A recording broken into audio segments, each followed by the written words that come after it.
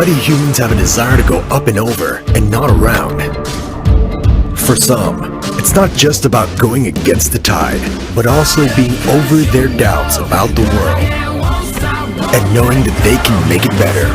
Truth is, we go up and over what's ahead of us so we can overcome the biggest obstacle, ourselves.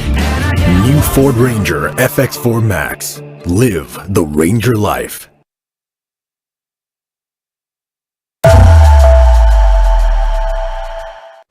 Association of land and sea, the world created in front of me.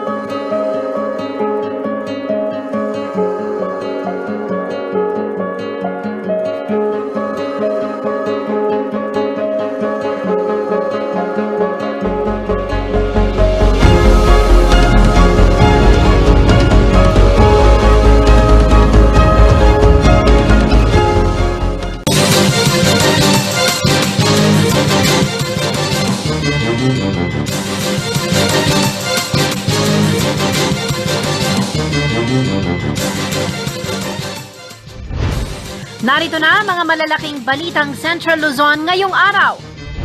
Supermarket sa Angeles City, tinupok ng apoy. Magkakapamilya na magkalaban sa politika, dumalo sa Peace Covenant signing ng COMELEC Pampanga. Big time oil price hike, ipatutupad simula March 8. At kalidad na tubig, maayos na serbisyo, ibinida ng City of San Fernando Water District sa kanilang 45th anniversary.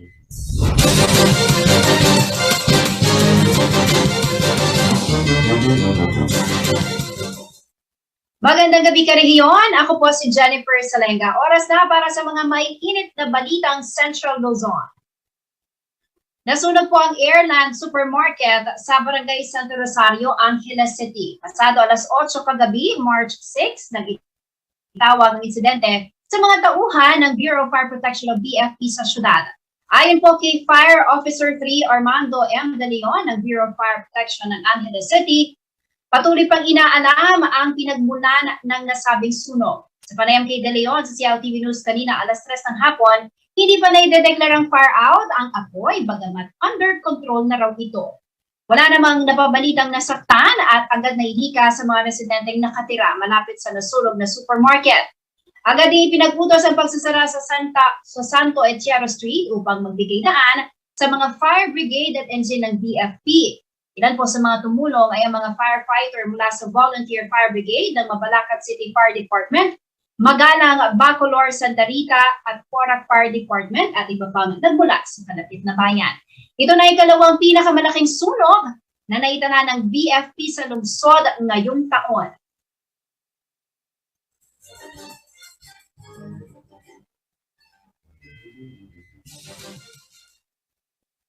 Sa ibang balita, pangkaraniwan na sa lalawigan ng Pampanga ang mga magkakamag-anak sa mundo ng politika. Karamihan po sa kanila magkakasangga at nabibilang sa isang partido pero meron din namang kahit magkadugo ay magkaribal pagdating sa pagnanasang mga posisyon sa gobyerno.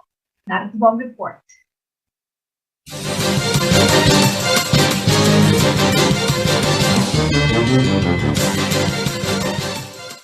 Hindi na bago sa lalawigan ng Pampanga ang mga magkakamag-anak na nakaupo sa iba't ibang posisyon.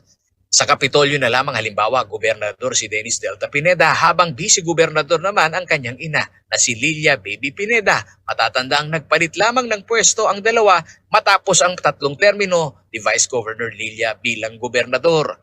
Ang dalawang kapatid naman ni Governor Dennis Delta Pineda parehong nasa pwesto at kumakandidato rin na re-electionist sa pagkaalkalde ng Lubao na si Esme Pineda habang re-electionist naman ang board member na si Mylene Pineda Cayabyab.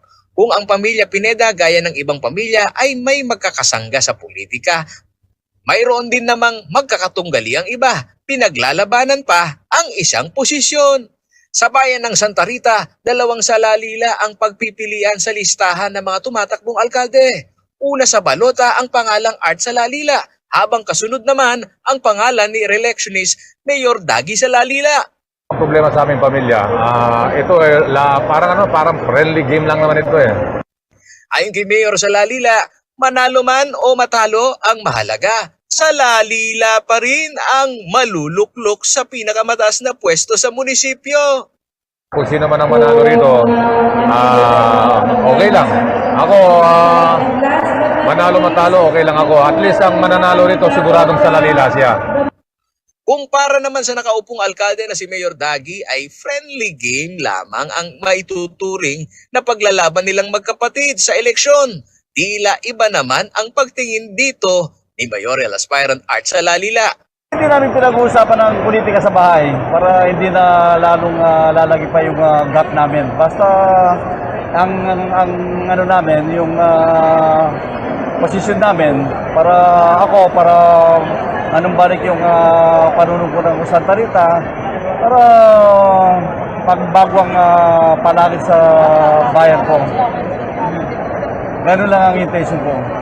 Sa siyudad ng Mabalacat, nasa magkabilang puder ang nagbabalik politika na si Mayoral Aspirant Marino Bocking Morales at ang anak na si Kapitan Marjorie Sambo. Kandidato sa pagkakonsehal si Sambo sa ilalim ng tiket ni re-electionist Mayor Chris Garbo. Para kay Morales, wala namang problema dito. Well, wala naman tayong kinakatakot.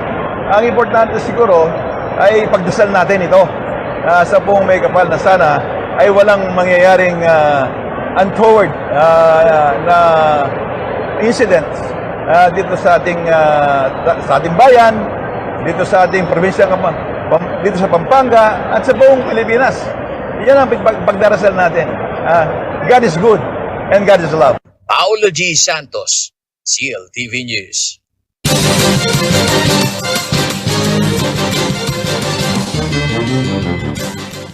Bagamat galing daw sa pamilya ng mga politiko, may sariling diskarte naman daw ang ilang batang kandidato sa Pampanga para sa nalalapit na eleksyon. Nagbabalik si Paulo G. Santos.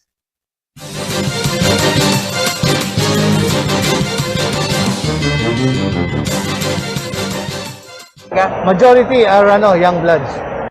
Ito ang assessment ni Attorney Romel Rama, ang Provincial Election Supervisor ng Pampanga, sa higit 700 aspirant sa lokal na halalan sa lalawigan. Kung may pagkakaiba man umano ang ginagamit na platform sa pangangampanya, ang young blood at veteranong politiko ay may pagkakapareho sa pagiging agresibo. At this point in time is lahat agresibo because lahat yan gustong manalo, di ba? So pagalingan sila ng plataforma, pagalingan sila ng kanilang mga sinasabi ko na magagawa nila. Sa isinagawang Peace Covenant signing ng COMELEC sa Pampanga na dinaluhan ng mga kandidato, present din ang mga ilang young blood o mas nakakababatang politiko. Kabilang sa mga dumalo ay si Bacolor Councilor Ron Dungca na susubok maging vice-alkalde sa darating halalan. Si Dungca ay anak ni dating Bacolor Mayor Buddy Dungca. At kahit na siya'y napapalibutan umano ng mga nakatatanda o mga veteranong politiko, may sariling diskarte pa rin naman umano ang mga batang politiko. Hopefully maalis yung old habits o maalis yung trapo, we are hoping for the best sa pagpasok ng mga bagong public servant na young blood, sana mabago at hindi mapunta dun sa old practice. Gaya ni Dungca, ang ilan kahit young blood na maituturing, hindi naman bago sa pandinig ng mga botante dahil galing na rin sila sa pamilya ng mga politiko. Isa na rito ay si Renz Canlas, na kandidato sa pagkakonsehal sa Bacolor. Pamangkin din siya ni board member Attorney June Canlas na nagsimula sa politika bilang SK chairman. Na kahit bata po tayo, marami tayong pwedeng gawin na mas maganda at mas makabagong mga proyekto at nasa panahon na ngayon. Para naman kay City of San Fernando, Councilor BJ Lagman, na kandidato para vice-alkalde, ang paglabas ng mga young leaders ay magbibigay ng magandang kolaborasyon sa malaking bilang ng kinatawan ng electorate. Yung collaboration ng mga kabataan at ng mga batang manunungkulan will push yung ating governance doon sa ninanais nating mas maunlad na Pilipinas.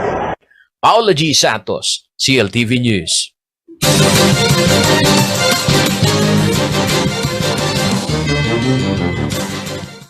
Sa pagbabalik ng CLTV News. Big time oil price hike ipatutupad simula March 8. At high value target, 2 pa, huli sa drug bust operation. 75,000 pesos na halaga ng droga na recover. Natiling nakatutok para sa iba pang mga nangunang balita ngayong araw.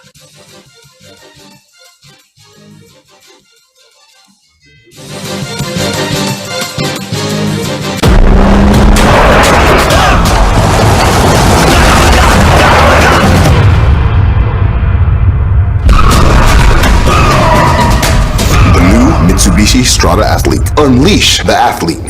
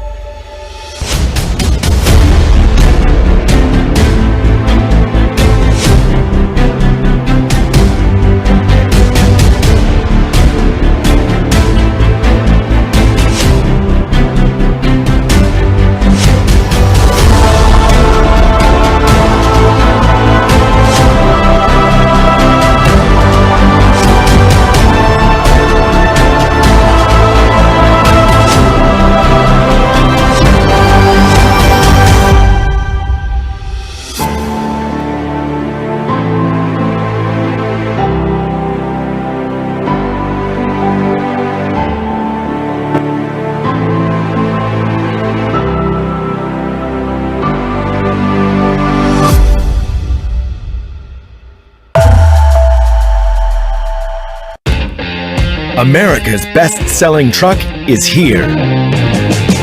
More power, more tech, more truck. Ford F-150.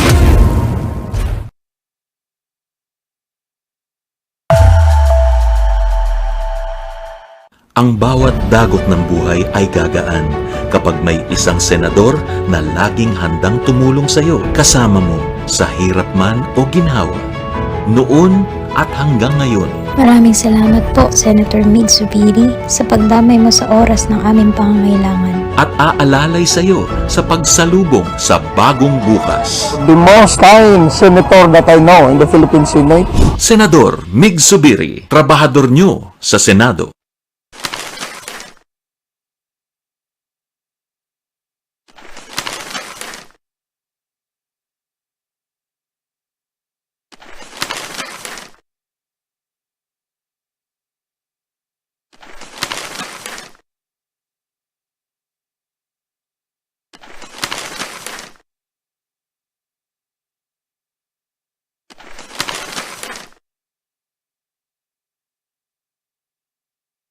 Now tell me what you gonna do. There ain't nowhere to hide when judgment comes for you.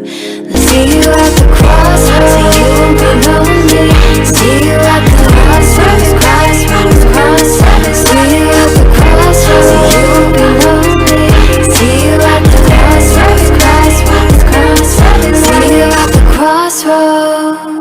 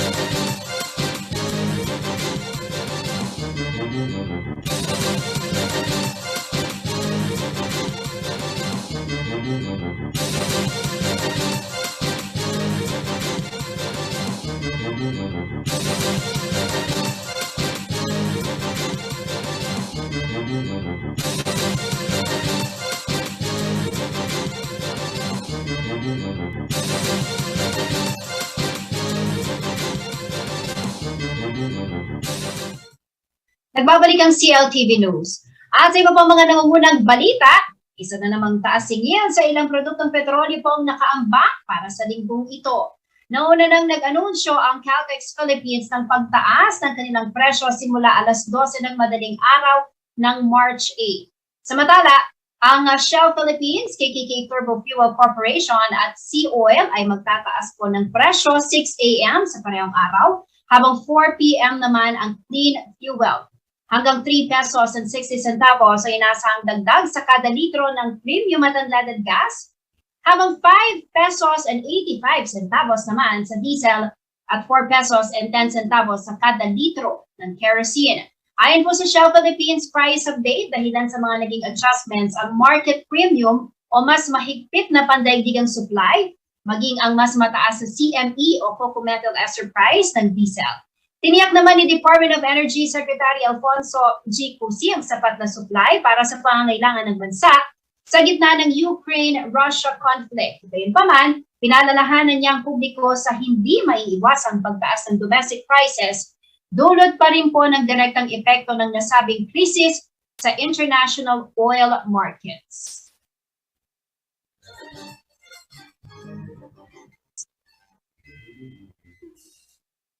Sa ibang balita, arestado ang isang high-value target at 2 iba pa sa isang drug bust operation sa lungsod ng Olongapo. Aabot naman sa 75,000 pesos na halaga ng hinihinalang droga ang na-recover ng mga otoridad.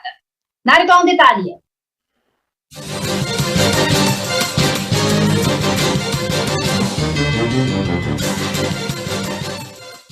Isang high-value target ang napasa kamay ng mga otoridad sa ikinasang buy-bust operation ng Philippine Drug Enforcement Agency o PDEA Central Luzon, kasamang Olongapo City Police itong March 5 araw ng Sabado. Bukod sa high-value target, 2 katao pang nahuli sa umano'y drug den sa lugar.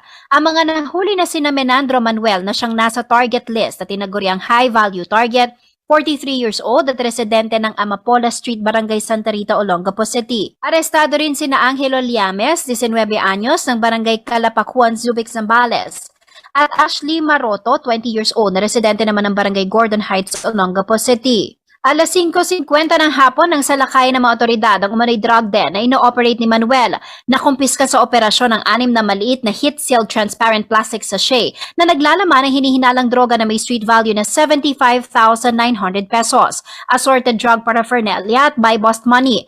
Kasong paglabag sa Republic Act 9165 o Comprehensive Dangerous Drugs Act of 2002 ang kasong kakaharapin ng mga nahuling suspects. Jennifer Salenga, CLTV News. 10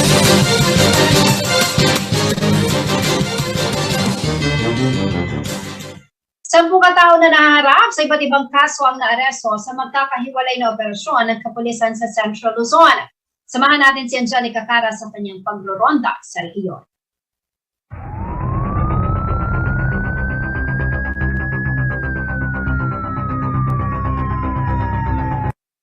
Arestado ang 10 individual na tinaguri ang most wanted persons sa magkakahiwalay na manhunt operations na ginanap sa buong Central Luzon noong March 4. Kabilang sa mga nagsagawa ng operasyon ay ang mga pulis Bulacan kung saan nahuli si Erwin Praman, isang construction worker at residente ng barangay Baguyo, Maykawayan City dahil sa carnapping. 3 most wanted persons din ang naaresto sa Nueva Ecija na kinilalang sina Kim Garagasin, 29 years old, residente ng barangay Maturano, Gimba, dahil sa paglabag sa Anti-Violence Against Women and Their Children Act of 2004.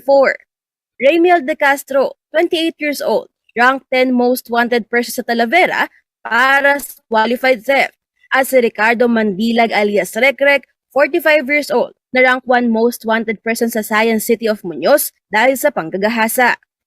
3 most wanted persons din ang naaresto sa Pampanga na kinilalang sina Francis Toda, 31 years old, residente ng barangay Pulong, Macutod, Angeles City dahil sa paglabag sa Comprehensive Dangerous Drugs Act of 2002, Francis Odian, 20 years old, residente ng City of San Fernando dahil sa kasong robbery with homicide, at si Jomari de la Mines, 29 years old, ng barangay Sapang, Bayabas, Mabalacat City na nahuli dahil sa kasong robbery. Samantala, isang manhunt operation sa Barangay Poblacion East, Santa Ignacio, Tarlac ang isinagawa ng mga police operative na nagresulta sa pagkaaresto ni Armand Taban, 59 years old, sa salang illegal recruitment o estafa. Arestado rin si Michael Mariano Magalong aka Mike, 45 years old, residente ng Santa Rita, Olongapo City para sa kasong statutory rape. Sa Zambales naman, naaresto si Jimmy Angeles aka Nognog Onogi na rank 14 sa most wanted person sa Olongapo City para sa violation of RA 7610. Sa ibang balita, nahuli ng Pampanga Police ang 2 drug suspects at nasamsamang mahigit 1.4 na milyong halaga ng shabu sa Santo Tomas, Pampanga noong March 4. Kinilala ang mga suspect na sina Johaiver D. Hajayman alias Dakula, 42 years old, residente ng barangay Soco, Cubao, Quezon City, at Jennifer D. Kailao alias Jen, 39 years old, residente ng barangay Kutkut, Angeles City, Pampanga. Nakumpiska mula sa 2 isang transparent plastic sachet na naglalaman ng hinihinalang shabu na humigit kumulang 250 grams ang bigat at tinatayang nagkakahalaga ng kulang 1.5 million pesos. Samantala, humantong sa pagkakaaresto ang 7 katao sa operasyon ng kapulisan sa Nueva Ecija noong March 5. Sa mga ulat na naisumite kay Police Colonel Jess E. Mendez, 2 drug peddlers ang nahuli sa magkakahiwalay na buy-bust operations sa Barangay Bicos at Barangay Poblacion Sur. Nakuha sa kanila ang 0.22 grams ng hinihinalang shabu na nagkakahalaga ng kulang 3,000 pesos. Isang lalaki naman ang inaresto ng Quiapo MPS dahil sa kasong frustrated murder at paglabag sa election gun ban. Na-recover mula sa suspect ang isang improvised 12-gauge shotgun na may 1 pirasong bala. Nagresulta naman sa pagkaaresto sa 3 individual ang isinagawang anti-illegal gambling operation sa Barangay San Pascual, Santo Domingo. Na-recover sa nasabing operasyon ang isang set ng playing cards at betting money na nagkakahalaga ng mahigit 1,000 pesos. Bukod pa rito, 3 loose firearms din ang voluntaryong isinuko sa Santo Domingo MPS, Talavera MPS at Palayan CPS ng concerned citizens kaugnay ng PNP Balik Baril program. Sa Bulacan naman, nahuli ng mga otoridad ng Barangay Patubig, Marilao ang suspect na si Eliseo Camado Jr. na humaharap sa kasong attempted homicide at paglabag sa gun ban. Nakumpiska mula sa suspect ang 3 patalim na may habang 8 inches na ginamit ni Camado habang hinahabol ang kanyang biktima. Samantala, arestado naman ang security guard na si Alfredo Peralta, 60 years old, residente ng Tibagan, Bustos dahil sa paglabag sa Cybercrime Prevention Act of 2012. Naaresto rin ng Norzagaray Police Station sa Tigbe ang suspect na si Alejandro Dayao dahil sa kasong illegal gambling. Patuloy namang pinapatatag ng Bulacan PNP ang kanilang implementasyon sa Omnibus Election Code habang papalapit na ang panahon ng halalan. Angelica Cara, CLTV News.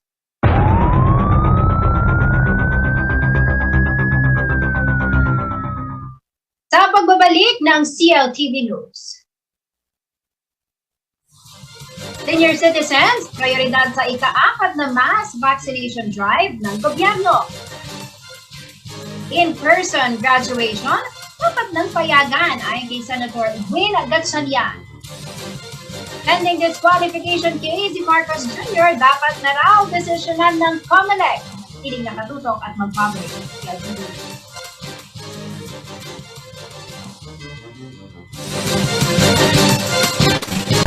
Ang wasto at regular na paghuhugas ng kamay ay ang pinakamabisang paraan para makaiwas sa COVID-19. Sundin lamang ang mga simpleng hakbang.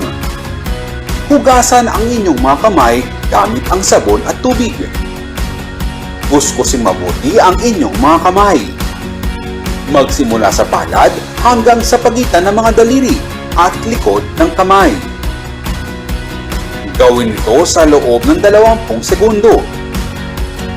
Panlawang mabuti ang inyong mga kamay at patuyuin ito gamit ang malinis na tuwalya.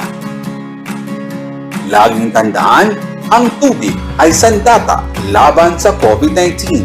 Ugaliing maghugas ng kamay sa wastong pamamaraan. Ang paalalang ito ay hatid sa inyo ng Prime Water.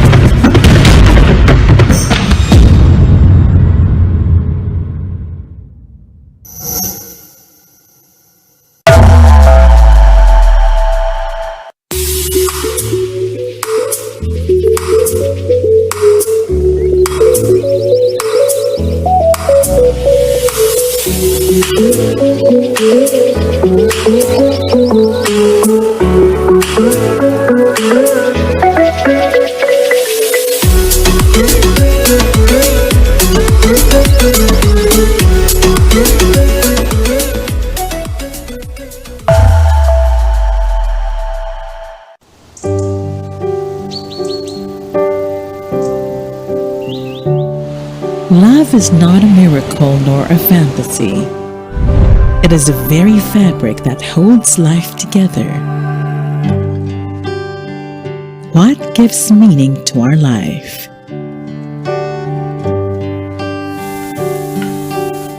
We are born as loving beings,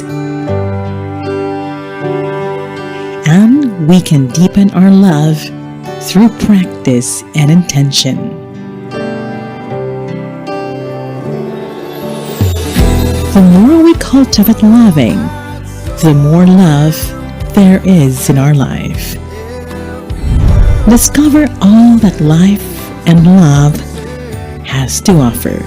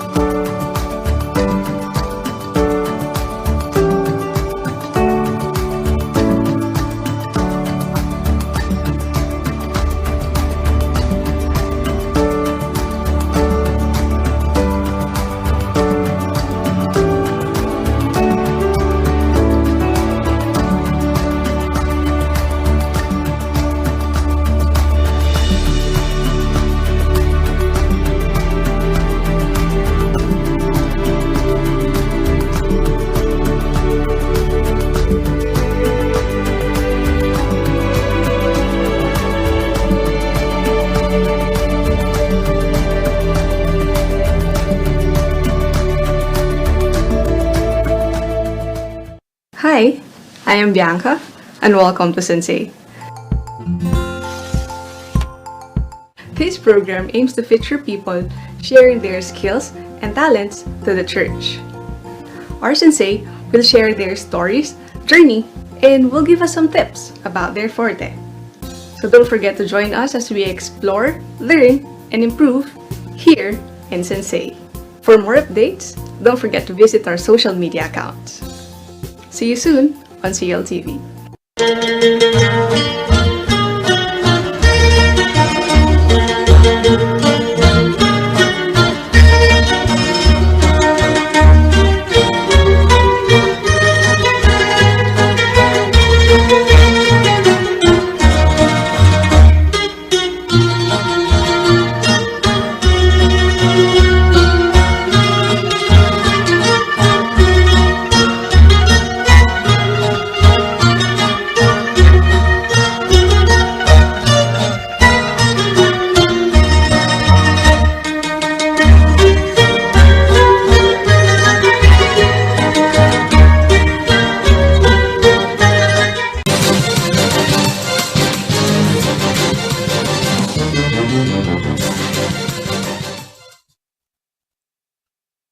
Nagbabalik ang CLTV News. At sa iba pa mga nauunang balita, prioridad daw ng pamahalaan ang pagbabakuna sa mga nasa A2 category o mga senior citizen para po sa ika-4 na mass vaccination na nakatakdang ganapin sa March 10. Ayon sa DOH, nasa tinatayang 2 milyong nakatatanda ang target nilang mabigyan ng second dose habang 1.7 million naman ang layong mabigyan ng booster shot. Ito po ang report.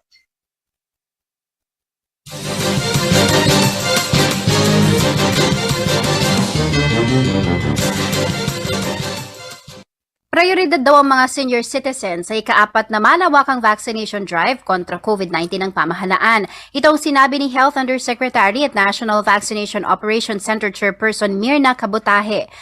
Nasa halos 2 milyong senior citizens ang inaasahang tatanggap ng booster shots sa ika-4 na round ng Bayanihan Bakunahan na magsisimula sa March 10. Ayon pa kay Kabutahe, nasa 1.8 million katao na nabibilang sa A2 category o senior citizens ang nakatakda namang mabigyan ng second dose ng bakuna. Kailangan daw ang pagtutulungan ng local government units, iba't ibang ahensya ng gobyerno at ng private sector upang makamit ito. Pabibilisin din daw ng Department of Health ang vaccine rollout para sa primary series at booster shots bago magsimula ang local campaign period sa March 25. Batid kasi ng kagawaran na mahahati na ang focus ng mga local official oras na magsimula ang kampanya. Magpapatupad din daw ng contextualized at granular strategy ang DOH batay na rin sa sitwasyon ng mga lalawigan, munisipyo at maging barangay. Ayon pa kay Kabutahe, magsasagawa ang gobyerno ng house-to-house vaccination at magkakasa ng programa sa workplaces upang mas marami ang mabibigyan ng first at second dose ng bakuna at booster shots. Nauna nang inihayag ng DOH ang pagbagal ng pagbabakuna dahil tila nawawala na ng sense of urgency upang magpa-booster ang mga tao. Dagdag pa ni Kabutahe, tututukan daw ng gobyerno ang pag-administer ng booster shot sa lugar na nakamit na nila ang 70% target population at primary series para sa mga lugar na may mababang vaccine rates. Target ng gobyerno na makumpleto ang bakuna ng 77 milyong Pilipino sa pagtatapos ng Marso at 90 million sa pagtatapos naman ng buwan ng Hunyo. Jennifer Salenga, CLTV News.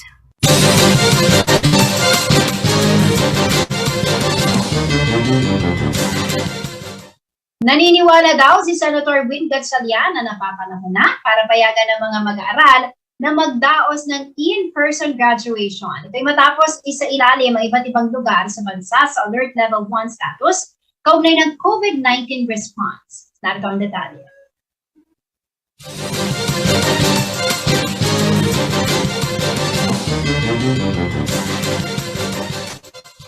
Panahon na raw para payagan ng in-person graduation ceremonies, katulad ng pagbibigay permiso sa mga political rallies. Ito ang inihayag ni Senator Sherwin Gatchalian nitong Lunes. Yaman din lang na nasa alert level 1 na ang NCR at 38 iba pang lugar sa bansa. Ayon sa mambabatas, ngayong pinakamaluwag na alert level status na ang ipinatutupad sa ibang mga lugar. Hayaan na raw ang mga magulang at estudyante na ma-enjoy ang mga moments of pride ng pagkakaroon ng school graduation dahil once in a lifetime experience raw ito para sa kanila. Dagdag pa ni Gatchalian na tumatayong chairman ng Senate Committee on Basic Education, Arts, and Culture, dapat pa rin sundin ang minimum health standards upang maiwasan ang maging sanhi ng pagkalat ng virus sa ganitong seremonya. Ang kasiyahang dulot daw ng pagtatapos ng mga mag-aaral ay nag-uudyok pa sa maraming mga magulang na nagtatrabaho sa ibang bansa na umuwi ng Pilipinas para lamang makadalo sa graduation ng kanilang mga anak. Matatanda ang ipinag-utos ng Department of Education o DepEd ang indefinite na pagpapaliban sa graduation at moving up ceremonies noong April 2022 dahil sa pagpapatupad ng enhanced community quarantine sa Luzon bunsod ng pagtaas ng kaso ng COVID-19. Angelica Cara, CLTV News.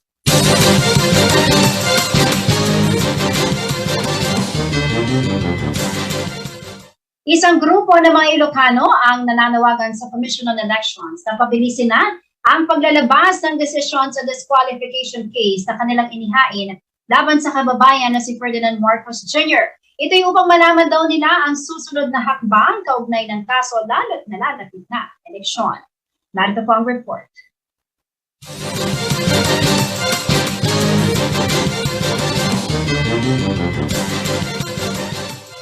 Halos 2 buwan bago ang May 9, 2022 elections, naghain ng mosyon sa COMELEC ang isang grupo ng mga petitioner upang pabilisin ang paglalabas ng desisyon sa disqualification case laban kay presidential candidate Ferdinand Marcos Jr.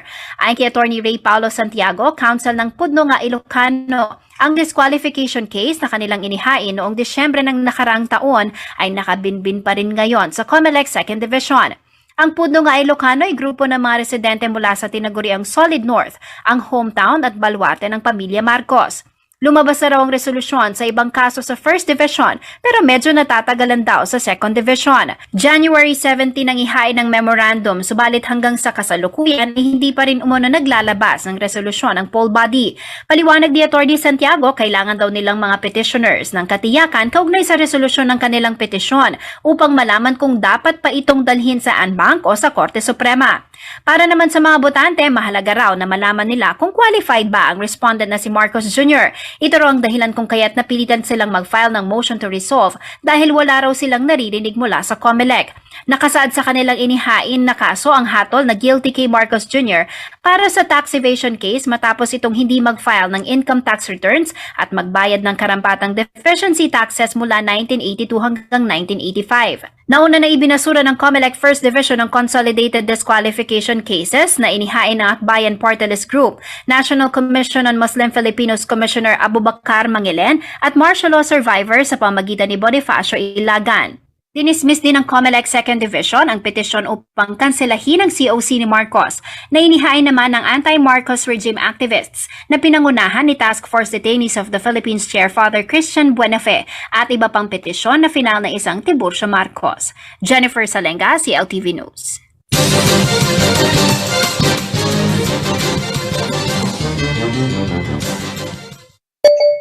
Sa pagbabalik ng CLTV News.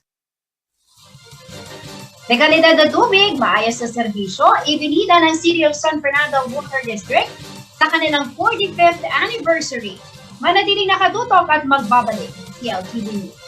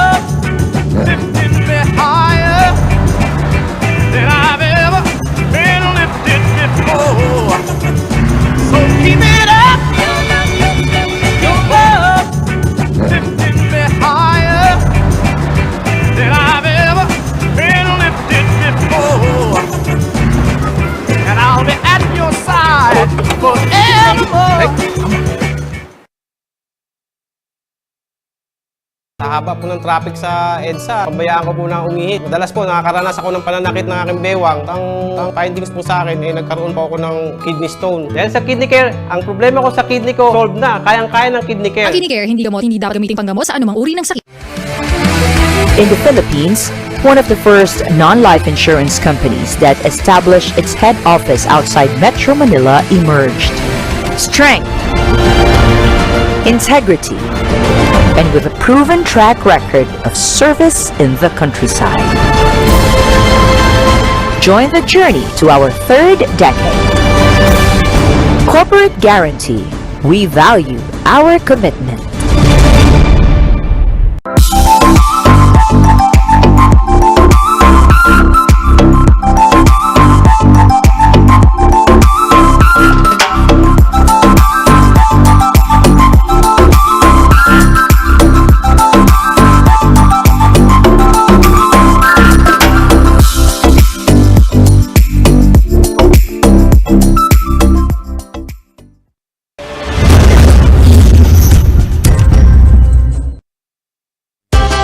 Dispongaldo, kabalen!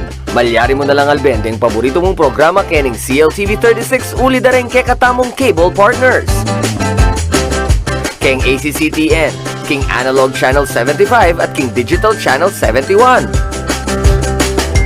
Keng Brandcom CATV Network Corporation, King Analog Channel 24. Keng Broad Cable Communications Incorporated, King Analog Channel 36. Keng Datelsat Cable TV Network naman, King Karelang Analog Channel 41. Keng Satellite Cable Network, King Analog Channel 52 at King Digital Channel 76. Ken naman Central Luzon Cable Television Network, Mayalbeta mo, King Analog Channel 66. King Satlink Cable TV System, King Analog Channel 49. Kakaluguran, mantabe na ka Kenny!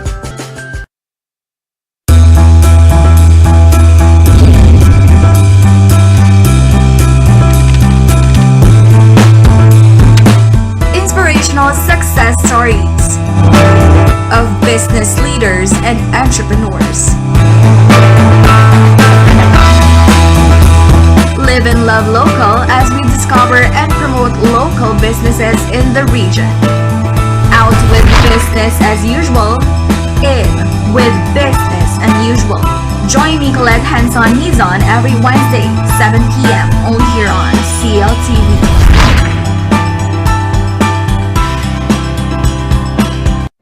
Ngayong taon, magkakaroon ng malaking pagbabago sa Pilipinas dahil sa darating na eleksyon 2022. Kasabay nito ang peligrong hatid ng COVID-19.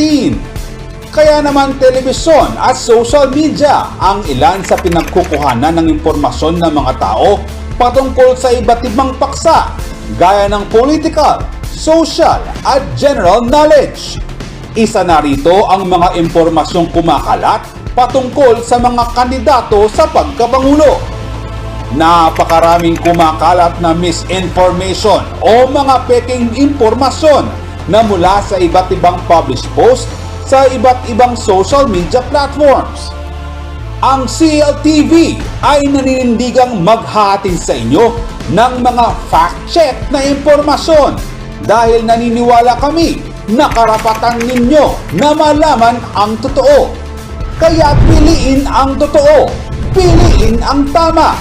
At sa darating na eleksyon 2022, bumoto ng tama dahil buhay mo ay nakataya.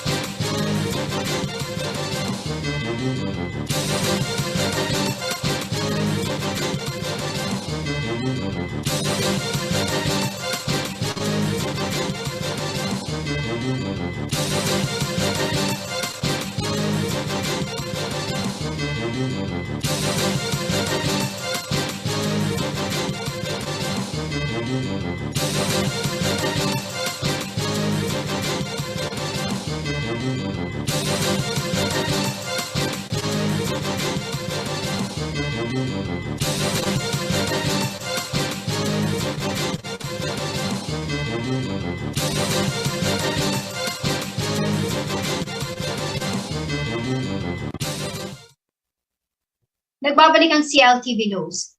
Nagbigay na ng tindig ang inang kandidato sa pagkapangulo hinggil po sa nangyayaring giyera sa pagitan ng Ukraine at Russia. Itong ating alamin sa ulat ni Angelica Cara.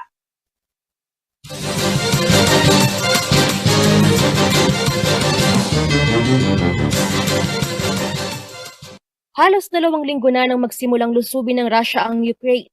Ang internasyonal na usaping ito ay isa sa mga paksang madalas na maitanong sa mga kandidato sa pagkapangulo. Si Vice President Leni Robredo ang isa sa mga unang nagkondena sa ginagawang pananakop ng Russia sa Ukraine. Bagamat pinupuna ang kanyang tindig sa usapin, pinanindigan ni Robredo na kailangang tumayo ng bansa laban sa bullying, pagsalakay, paglabag sa karapatan sa kalayaan at banta sa buhay ng mga tao. Pabor naman si Presidential Candidate Senator Manny Pacquiao sa desisyon ng nasyonal na pamahalaan na makiisa sa mga bansang kinokondena ang giyera sa Ukraine, lalo na at miyembro ang Pilipinas ng United Nations. Bilang boxing champion na kinikilalang international figure, Hindi umano solusyon sa problema ang gera dahil parehong talo ang dalawang panig, lalo na at marami ang magbubuwis ng buhay. Mas mainam din daw kung peacemaker ang magiging papel ng bansa sa United Nations kaugnay ng usapin sa gera. Manatiling neutral naman ang panig na tinitindigan ni Presidential Candidate Mayor Isko Moreno Dumagoso. Ang mahalaga raw sa ngayon ay mailikas sa mga Pilipinong nasa lugar ng labanan. Wala umanong kinalaman si Juan de la Cruz sa kasalukuyang kinakaharap ng Ukraine at Russia. Ngunit para kay Presidential Candidate Senator Ping Lacson, mali ang maging neutral sa usaping ito, lalo na at may sigalot sa pagitan ng Pilipinas at China dahil sa issue ng West Philippine Sea. Kung malagay umano ang Pilipinas sa sitwasyon ng Ukraine at lusubin na ibang bansa, ay nakakahiyang humingi ng tulong at simpatya kung walang tindig sa Ukraine-Russia war. Kung tutuusin ay may karapatan ng bansa na kondenahin ng Russia dahil signatory ang bansa sa United Nations Charter na nagsasabi na dapat may pakailam kapag may nangyayaring agresyon o paglusob sa higit na mahihinang mga bansa. Hinahangaan din daw ni Lacson ang katapangan ni President Vladimir Zelensky na patuloy na lumalaban para sa kalayaan ng mga Ukrainian. Hindi rin katanggap-tanggap para kay Kalyodi ang pagsalakay ng Russia sa Ukraine. Kailangan namanong manindigan ng Pilipinas bilang isang bansa na nakikiisa sa pandaigdigang kapayapaan at pakikipagkapatiran. Sa kabilang banda, nagkaroon naman ng baligtaran sa tindig ni Presidential Candidate Ferdinand Marcos Jr. Sa kanyang naunang pahayag noong March 1, sinabi niya na kailangan maging neutral ang bansa sa giyera sa Ukraine dahil wala naman umanong kinalaman dito ang Pilipinas. Ang mga Marcos supporters ay binatikos pa ang tindig ni Robredo na kumukondena sa Russia. Ngunit pagkalipas ng 3 araw, March 4 nang maglabas ng panibagong pahayag si Marcos Jr. na nakikiisa na raw siya sa panawagan na irespeto ng Russia ang kalayaan ng Ukraine. Samantala nitong February 28, isa ang Pilipinas na bumoto ng yes sa isinagawang United National General Assembly Resolution na nagkokondena sa ginawang paglusob ng Russia sa Ukraine. Angelica Cara, CLTV News.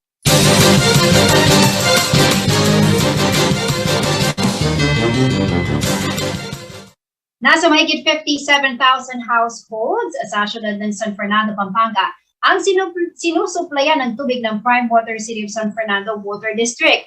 Sa ika-45 anibersaryo nito, tiniyak ng pamunuan ng water concessionaire na hindi magbabago ang magandang kalidad ng kanilang tubig at serbisyo kahit pa lumaki ang demand bunsod ng progreso sa lungsod. May exclusive report si Paulo G. Santos.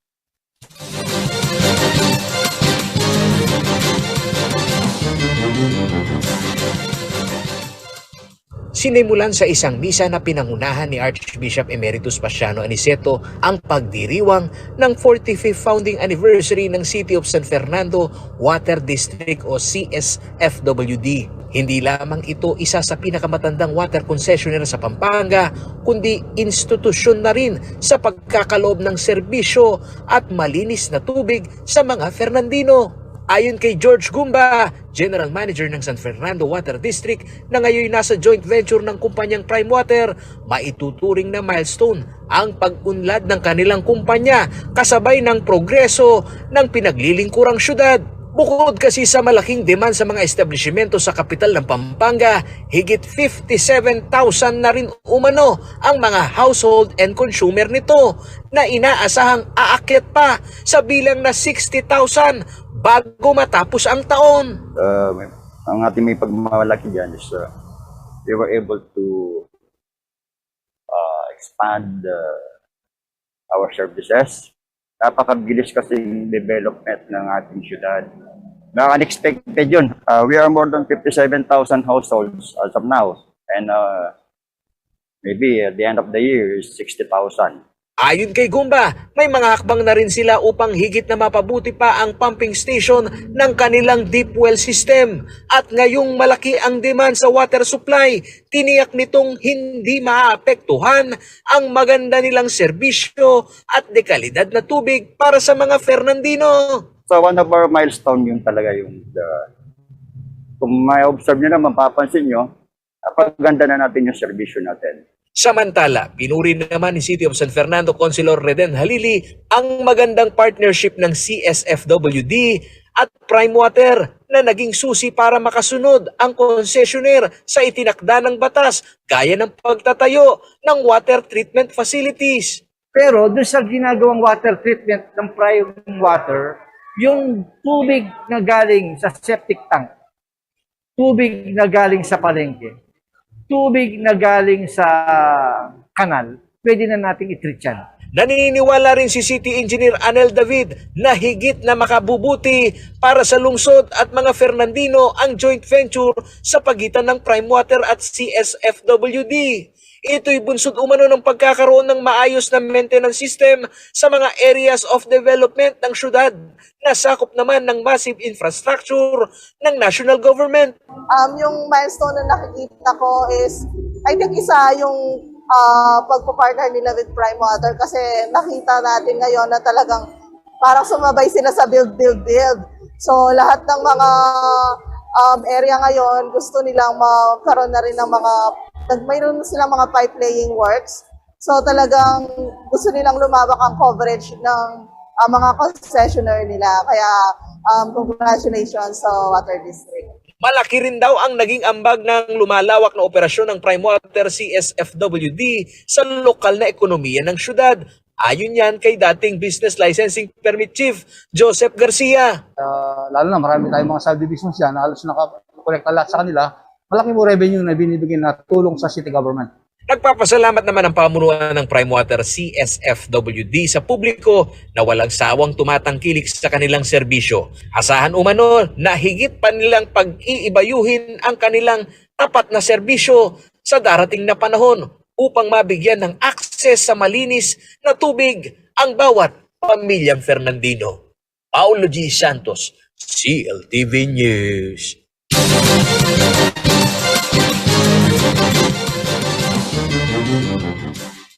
Alamin naman natin ang magiging lagay ng panahon mula kay Ginong Manny Esguera, ang Chief Weather Forecaster ng Pag-asa Clock.